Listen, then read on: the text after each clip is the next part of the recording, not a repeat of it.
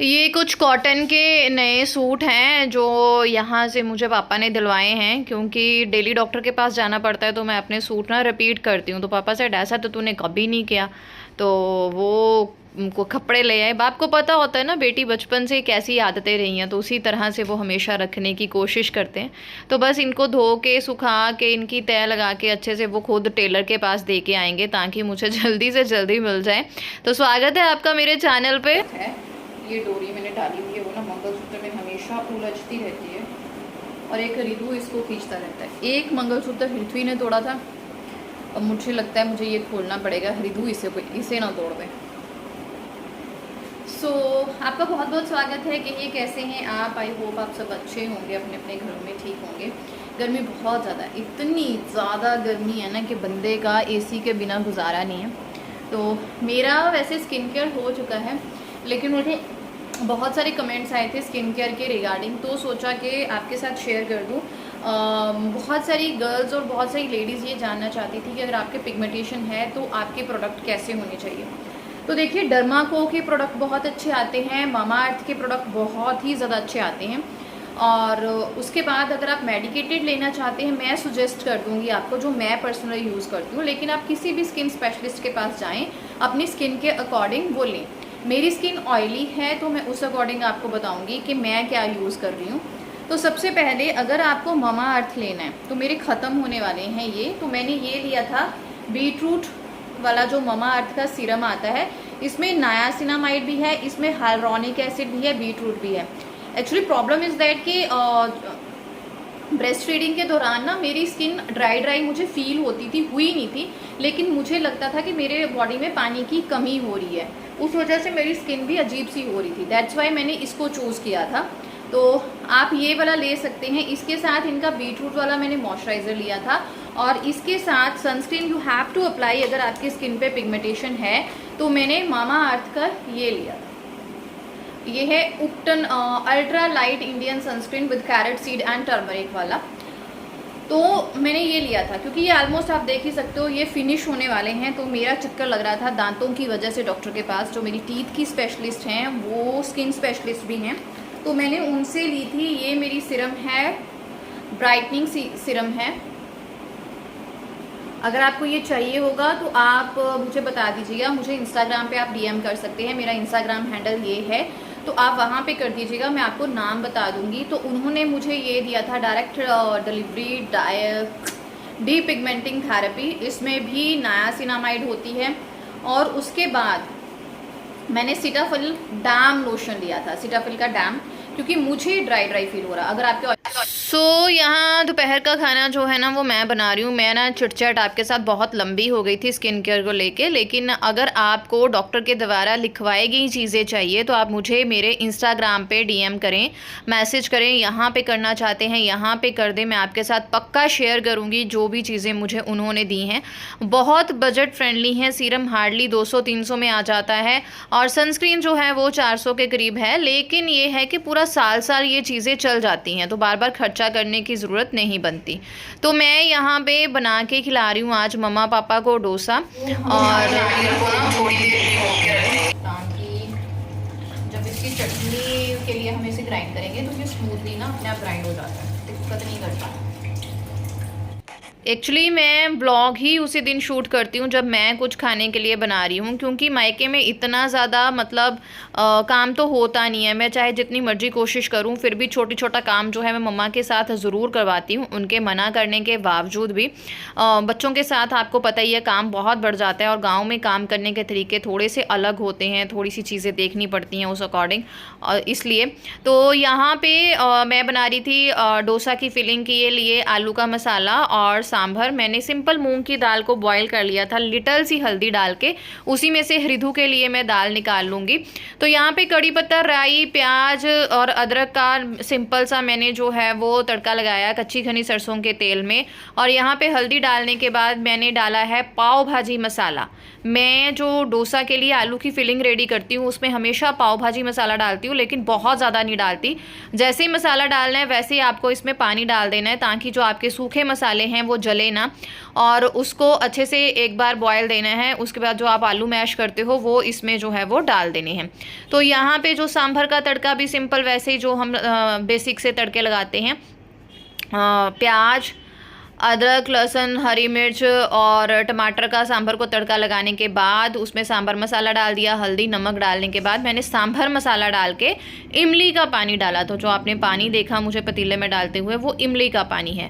उसे बॉयल देने के बाद मैं उसके बीच में फिर जो है वो दाल डालती हूँ। बस ये दोनों चीज़ों को बनाने का मेरा एक अलग तरीका है। मैंने ये चीज़ें बहुत बार शेयर की हैं, लेकिन आपके DM आते हैं, इसलिए मैसेजेस आते हैं कि आप शेयर कीजिए, इसलिए मैंने फिर से शॉर्ट में थोड़ा सा शेयर कर दिया। अगर आपको फिर से लॉन्ग में चाहिए तो प्लीज़ बताइएगा, मैं कर दूंगी।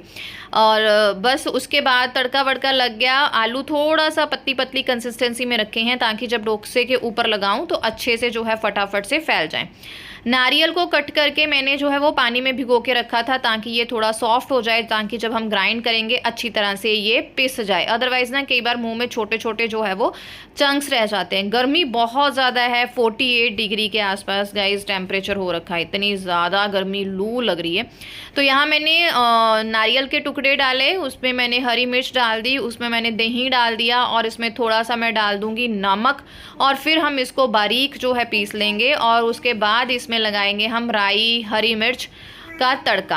आप अपने अकॉर्डिंग कर सकते हैं। यहाँ पे मैं तड़का वड़का लगा के आ गई थी, और वो जो तड़का लगाने वाला सीन था ना वो मैंने लाइव में शूट किया था। मैं लाइव आई थी इंस्टाग्राम पे उस टाइम पे, इसलिए उसका मेरे पास अभी क्लिप नहीं है, सॉरी फॉर दैट।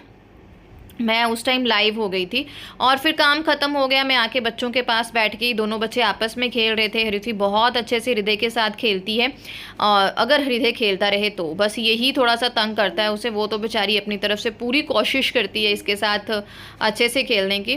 तो ये डोसा तवा यहाँ पे स्पेशल मंगवाया गया था और मम्मी के लिए। मैंने सोचा मम्मी के पास रहेगा जब भी हम आते हैं, या मम्मी हमारे पीछे से भी बना के खा लेंगे, लेकिन वो अच्छे से उस पर बना नहीं, पता नहीं क्यों नहीं बना। तो मैं फिर से पुराने वाले तवे पे आ गई। पुराने वाले तवे पे तो बहुत अच्छे बन रहे थे। हाँ, उतना क्रिस्पी नहीं बन रहे थे क्योंकि ये जो तवा है वो नॉन स्टिकी तवा है, दैट्स वाई। किसी ने पूछा था कि आपका डोसा बहुत परफेक्ट दिखता है, तो आप प्लीज़ डीपली बताइएगा। तो ये देखिए, हमने गैस ऑन की, तवे के ऊपर थोड़ा सा रीन पंजाबी में बोलते हैं, थोड़ा सा तेल लगा के मैंने तवे को अच्छे से ग्रीस कर लिया। और तवे को गर्म करने के बाद हम इस पर पानी फेंक के तवे की ऊपरी ऊपरी परत को ठंडा कर लेंगे। मैं वैसे आपको पता ही है टैप के नीचे तवा कर देती हूँ ताकि तवा ऊपर से ठंडा हो जाए। गैस को हम फ्लेम को कम करके फिर ठंडे तवे पे अपना जो डोसा का बैटर है उसको फैलाएंगे। जब हमारा डोसा का बैटर अच्छे से फैल जाता है उसके बाद हम जो है वो गैस को तेज़ कर देंगे और तेज़ गैस पे हम डोसा को पकाएंगे। तो डोसा हमारा क्रिस्पी भी बनता है और वो खुद ब खुद जैसे ही पकता है तवे को छोड़ना जो है वो शुरू कर देता है। मेन फंडा ये है कि आपको गरम तवे के ऊपर बिल्कुल भी डोसे का बैटर नहीं लगाना है, अदरवाइज़ वो साथ ही जो है वो चिपक जाता है। और जब हमारा ब्राउन हो गया तो हमने आलू का मसाला रखा। आपको कड़क और ज़्यादा करना है तो आप इसको और ज़्यादा जो है वो सेक सकते हो। और यहाँ पे हमारी परफेक्ट सी थाली बनके रेडी हो गई है। सांभर है सिंपल सा, साथ में नारियल की चटनी है। और ये देखिए, ये हैं वो शैतान जिन्होंने इस एरिया में भयानक सा वो तूफ़ान मचा रखा है, बंदर, जिनकी वजह से हमारे यहाँ अब फसलें बहुत कम उगाई जाती हैं। 6 बजे हैं और इतनी गर्मी है। मेरी थ्रेडिंग कितनी बढ़ गई है। मैं उन लोगों में से हूँ थ्रेडिंग जब कहीं बाहर ज़रूरी जाना हो तभी कराऊंगी बस। और पतिदेव हमेशा बोलते हैं कि तू करवा लिया कर टाइम पे। बच्चों के साथ आपको पता ही है, मायके आके बैंड बजी रहती है, तो ससुराल में तो है ना, वहाँ पे तो हम लोग बहुत अक्लमंद बन जाते हैं। मैं तो बहुत अक्लमंद होती हूँ कि सारी जिम्मेदारियाँ मैंने निभानी है।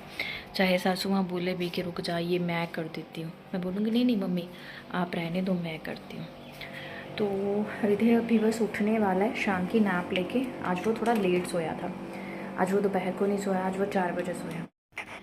जब भी आपको बच्चे को पपीता देना है तो आप कोशिश करेंगे आपका पपीता बहुत ही अच्छे से पका हुआ हो। एवरी फ्रूट, जो भी आप बच्चे को फ्रूट दे रहे हैं वो ज़्यादा ओवर पका भी ना हो लेकिन अच्छे से पका हो। अब पपीता को काटते टाइम आपको ये ध्यान में रखना है कि ये बिल्कुल वाइट वाला पार्ट आपको बच्चे को नहीं देना है। छिलके को भी मोटा मोटा काटना है ताकि जो छिलके के साथ भी वाइट वाला पार्ट होता है वो बच्चे को ना आए, क्योंकि वो डाइजेशन में तंगी करता है। इसलिए ये देखिए, आपने देखा होगा मेरे छिलके बहुत ही मोटे मोटे हैं, बट टचवुड यहाँ पपीते जो होते हैं वो बहुत ही अच्छे होते हैं, अच्छे से पके होते हैं, मीठे होते हैं। बस दैट्स इट, हमने उनको टुकड़ों में काट लिया। अब हम इसको कर लेंगे ग्राइंड। इसको स्टीम वगैरह करने की बिल्कुल भी ज़रूरत नहीं है, अच्छे से ग्राइंड कर लें। अगर आप अकेला पपीता दे रहे हैं गाइस, तो आप इसमें 1 चम्मच दही का मिक्स करके भी दे सकते हैं, फिर पपीता अच्छे से ग्राइंड भी हो जाएगा और बच्चे के अंदर जो है वो दही भी चला जाएगा। तो गाइज़ मैंने ना ये वाला बर्तन अब चेंज कर दिया है। ये व्लॉग थोड़ा 4-5 दिन पुराना है। आपको पता है मैं मायके में हूँ, तो डेली व्लॉगिंग तो मैं करती नहीं हूँ, जो थोड़ी थोड़ी करती हूँ वही आपके साथ शेयर करती हूँ। तो मैंने बर्तन चेंज कर लिया है एज़ सजेस्टेड बाय यू। थोड़ा सा पानी लिया, मैं इसमें ऐड करूँगी सूजी, क्योंकि मुझे पपीता मेरा जो है वो पतला पतला है, तो सूजी जो मैं पकाऊंगी वो गाढ़ी गाढ़ी पकाऊंगी। आपको पता ही है जब हम सूजी को पकाएंगे तो सूजी सारा पानी अब्जॉर्व कर लेगी। तो अगर आप किसी और फ्रूट में डाल रहे हैं तो उस हिसाब से डालिएगा, क्योंकि मेरा पपीता पतला पतला है तो मैं सूजी को हार्ड ही बनाने वाली हूँ, इसलिए मैंने बहुत ज़्यादा पानी जो है वो इसमें ऐड नहीं किया है। फिर हम इसे 1 मिनट के लिए अच्छे से पका लें, क्योंकि आपको पता है सूजी ऑलरेडी रोस्टेड है। तो फिर उसके बाद मैंने जो पपीता अपना ग्राइंड किया था उसी में मैंने सूजी को डाल के फिर से एक बार घुमा लिया है, ताकि दोनों चीज़ें अच्छे से आपस में मिल जाएं।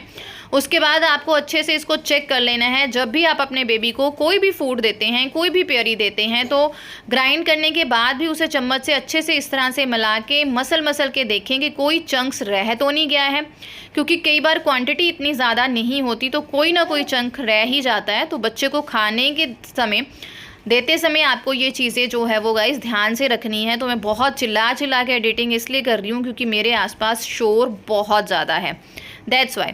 तो उसी बीच जैसे ही मैंने खाना रेडी किया, जितने भी बर्तन हुए, मेरी आदत जैसे मेरे ससुराल में है वैसे ही मेरे मायके में है। ऐसा नहीं है कि सास के डर से मैं और तरीके से काम करती हूँ, माँ के डर के और तरीके के, ऐसा नहीं है। तो मैं इसी तरह से करती हूँ। हाँ, मैंने बहुत सारी चीज़ें जो है वो अपनी मम्मा को देख के शादी के बाद सीखी हैं। शादी के पहले मेरा इंटरेस्ट नहीं था किचन के कामों में, तो मैंने मम्मा को कभी देखा ही नहीं है। बस मैंने मम्मा से फिर बाद में सीखी हैं। सासू माँ को देख के बहुत कुछ सीखा है। जितनी भी मेरे में स्पीड है वो मेरी सासू माँ को देख के बनी है, क्योंकि मेरी सासू माँ की speed, oh my god, touch wood, मैं उसे कभी भी मैच नहीं कर सकती काम करने में। तो यहाँ पे काम वाम ख़त्म करके मैं आ गई थी, और इस टाइम पे हृदय को अब हम खाना खिलाएंगे। तो आप जब भी बच्चे को खाना खिलाते हैं तो 2 फीड के बीच में 2 घंटे का अंतर आपका ज़रूर होना चाहिए। खाना खिलाने के आधा घंटे पहले आप अपने बच्चे की टमी मसाज अच्छे से कर दें, ताकि अगर उसके पेट में कोई भी गैस इशू है तो वो निकल जाए। उसका लेग्स मसाज कर दें हो सकता है तो, क्योंकि मैं तो सब कुछ इन्हीं के अकॉर्डिंग करती हूँ, तो मेरे पास समय होता है। अगर आपके पास समय है तो बच्चे की लेग्स मसाज कर दें, उसकी टमी मसाज कर दें, आपका बच्चा खाने के लिए रेडी हो जाता है। तो ये इस तरह की कंसिस्टेंसी होती है इसके खाने की। जब इसका 6 से 7 महीना था तो थोड़ा सा लिक्विड कंसिस्टेंसी में रखती थी। एक चीज़ आप ध्यान में रखें कि सब्र बहुत ज़्यादा रखें। बच्चे के खाने के मामले में आपको पेशेंस रखने की बहुत ज़्यादा ज़रूरत है। हृदय ने बिल्कुल सही से जो है अपना खाना फिनिश कर लिया है। खाना अच्छा फिनिश करने के पीछे बहुत सारे रीज़न्स होते हैं, और सबसे पहला जो होता है, आपको बहुत सारा पेशेंस रख के चलना होता है अपने अंदर। कई बार बच्चा बिल्कुल रिजेक्ट कर देता है, हमारा हृदय भी ऐसे ही करता है ना, फर्स्ट चम्मच पे हमारा खाना रिजेक्ट हो जाता है। आपको पेशेंस रखना है, बच्चे की भूख को समझना है, बच्चे की टम्मी को साफ़ रखना है। वो आप पे डिपेंड करता है। उसमें गैस नहीं होनी चाहिए, कॉलिक नहीं होना चाहिए, बिल्कुल भी गैस नहीं होनी चाहिए, कॉलिक नहीं। मम्मा का दिमाग ख़राब हो गया है ना, है ना, कर दो। और इसी के साथ हमारे महाराज का खाना बिल्कुल ख़त्म हो गया। देखते हैं ये खाते हैं कि नहीं खाते हैं। रिथि भी ऐसे ही चट कर जाता था खाना ऐसे। ये दोनों दाल चावल के दुश्मन है। दाल वो भी नहीं खाती थी, ये भी नहीं खाता है ना, है ना। टम्मी पे सो हैव पेशेंस। बच्चा बहुत जल्दी बहुत कुछ या सब कुछ नहीं खाता है। शाम का टाइम हो गया है, दोनों को बाहर ले आई हूँ, अब नीचे ले जाऊँगी। हरित्वी हमेशा की तरह अपना साइकिल प्रैक्टिस करेगी और ये जनाब जो है वो पूरे पेड़ पौधों के पत्ते गिनेंगे, घूमेंगे, ऐश करेंगे। और क्योंकि खुले में लेके आती हूँ, गर्मी है तो ज़्यादा कपड़ों में मुझे लगता है यार गर्मी लगेगी, लेकिन मैं इसके डायपर पे, अब इसका डायपर जो है वो साफ़ करने वाला हो गया, भरा हुआ था, डायपर पे और बनान पे मैं जो है एंटी मॉस्किटो लगाती हूँ डोट्स, जो फैब्रिक रोल ऑन है मदर स्पर्श का, बहुत ही बढ़िया है। एक भी मच्छर का दाना नहीं लड़ता है, चाहे जितना मर्जी मच्छर इसके आसपास घूमता रहे, बहुत ही बढ़िया है। अगर आप यूज़ करना चाहें तो आप अपने बच्चों के लिए कर सकते हैं। तो कोशिश मैं कर रही हूँ हर ब्लॉग में हृदय की डाइट से जुड़ी चीज़ें आपके साथ शेयर करने की। जो भी आपके इस रिगार्डिंग क्वेरीज़ हैं आप मुझे ज़रूर पूछें, मैं कोशिश करूँगी हर क्वेरी का जवाब देने की। और यहाँ पे मैंने ऑनलाइन मंगवाए थे अपने लिए जूते, सैंडल्स वगैरह, वो नायका से, और बहुत ही अच्छे आए हैं। मिंत्रा से या नायका से मुझे याद नहीं है, मुझे देख के बताना पड़ेगा। उस टाइम भी मैं कंफ्यूज थी जब मैंने ऑर्डर कर दिए थे, क्योंकि मैंने इस साइट से पहली बार किए हैं। बहुत ही अच्छे आए हैं, बजट फ्रेंडली आए हैं। मिलती हूँ नेक्स्ट व्लॉग में, बाय बाय, थैंक यू।